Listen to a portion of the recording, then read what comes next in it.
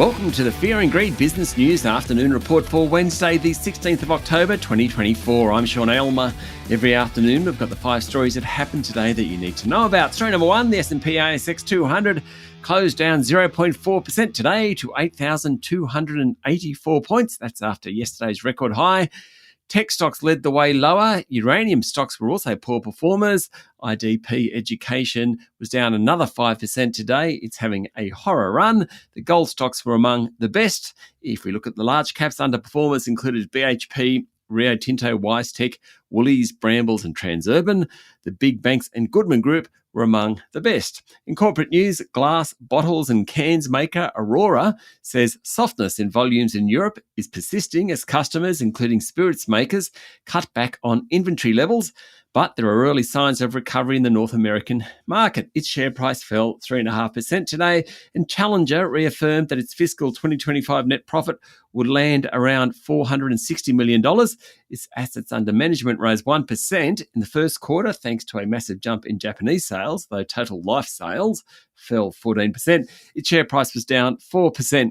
Story number 2, Woodside has outlined record quarterly production for the last 3 months, triggering a 0.6% jump in the oil and gas giant's share price. There hasn't been much good news for Woodside in recent months. It is definitely among the worst performing stocks on the ASX 200 over the past year, and certainly among the large caps, it has underperformed. It has a new oil project in Senegal, and rapid startup since June has helped to deliver record quarterly production of 53.1 million barrels of oil equivalent. Now, the mine's called Sangomar.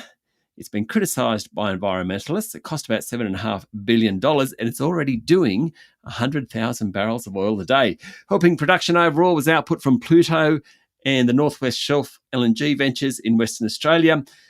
Woodside also said it will delist from the London Stock Exchange next month due to low trading volumes. Hopefully that'll save itself on some administration costs. Story number 3, one bank that hasn't had a great time of it lately is Bank of Queensland. While the big four have been going on their merry way, the regional lender has struggled to compete in mortgages, has had to cut staff and abandon the group's franchise model. But there was some good news today. While it announced a 24% drop in cash profit, the result was better than expected. It also lowered its final dividend. The good news really was net interest margins. They were higher for the half year till end of August. That's kind of like the profit margin for the banks. That triggered a 7% jump in Bank of Queensland's share price. CEO Patrick Allaway said he's optimistic on the outlook and strategy. That strategy involves dismantling the franchise model, cutting $250 million in costs and reducing job numbers by about 400. The hardest thing for small lenders at the moment is to compete in the profitable mortgage market against the big four. That's something that Bank of Queensland is shying away from at the moment. Story number 4, the world's total public debt is set to exceed $100 trillion US. It's 150 trillion Aussie. This year for the first time, according to the International Monetary Fund, and it may grow more quickly than forecast as political sentiment favours higher spending and slower economic growth amplifies borrowing needs and costs, according to a report on Reuters. The IMF's latest Fiscal Monitor report shows public debt, which is government debt, will reach 93% of global gross domestic product by the end of 2024 and approach 100% by 2030. That would exceed its 99% peak during COVID-19. Part of the reason why the IMF expects future debt levels to be higher is the desire to spend more in the US.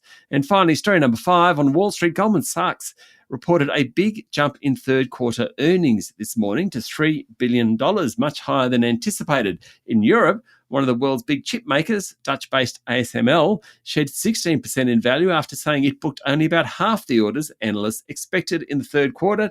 It also lowered its guidance. That didn't help the other chip makers, including Nvidia. That one ended down 4.5%. Oil prices continue to slide and the fallout has hit other commodities. Lithium and iron ore prices fell, taking stocks with them. Copper fell to its lowest level since late September, while nickel and zinc were both lower. Gold's the outperformer. It's hovering near record highs. Risk assets generally are being sold down. That hasn't helped the Aussie dollar. It's buying just under 67 US cents, whereas 2 weeks ago it was heading towards 70 US cents. That's it for the afternoon report for Wednesday, the 16th of October, 2024. Don't forget to hit follow on the podcast and find Fear and Greed on LinkedIn, Instagram, X, TikTok, and Facebook. Join Michael Thompson and I tomorrow morning for the Fast 5 by Fear and Greed, the top 5 business stories you need to know in just 5 minutes. I'm Sean Elmer. Enjoy your evening.